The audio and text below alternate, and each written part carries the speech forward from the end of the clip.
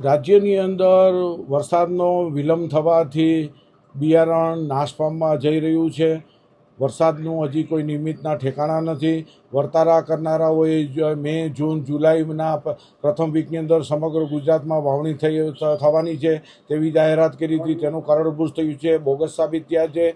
વિજ્ઞાન જાથાને લોકોએ ફોન કર્યા અને જે વાવણી નિષ્ફળ ગઈ છે તેવા લોકોને કરોડો રૂપિયાનું નુકસાન થયું છે અને આ કારણોસર લોકોને રોવાનો વારો આવ્યો છે. એટલે વિજ્ઞાન જાથાએ કાનૂની કાર્યવાહી આરંભી અને વર્તારા કરનારાની જેલ ભેગા કરવાની પણ માગણી કરવામાં આવી છે.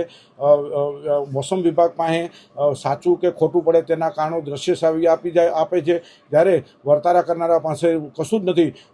સુરતની અંદર વાદળા અટકી ગયા તો કોઈ પણ વર્તારો તેનું કારણ કે દ્રશ્ય સાવ્ય બતાવી શકે તેમ નથી. તેની પાસે કોઈ ન હોય, માત્ર સ્પૂર્ણ અને અનુમાનને ધારણાથી આધારિત હોય, જેટલી ખોટા પડે છે. અને આવા વર્તારા કરનારા છે સમાજદ્રોહી અને રાષ્ટ્ર વિરોધી શખ્સો છે તેવું વિજ્ઞાન જાથા જાહેર કરે છે.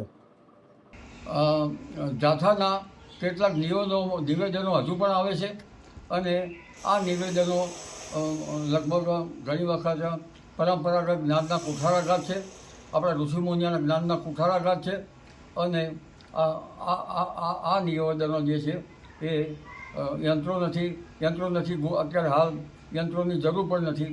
આમ છતાં આ આગાહી અમે લોકકલ્યાણ અર્થે આપતા હતા અને હવે અમારી ઉંમર થઈ, આવા વિવાદમાં અમે પડવા માગતા નથી. હવે અમે આગાહી આપવા માગતા નથી. જ્યારે અમને કોઈ સપોર્ટ મળશે તો અમે આગાહી આપશું, પરંતુ અત્યારે અમે આગાહી બંધ કરીએ છીએ. એટલે જે અત્યારે મીડિયા ભાઈઓએ મારી પાસે આગાહી લેવા આવવું નહીં. જી, અમારી તમામ માહિતીથી અપડેટેડ રહેવા માટે જોડાયેલા રહો ત્રિશુલ ન્યૂઝ સાથે.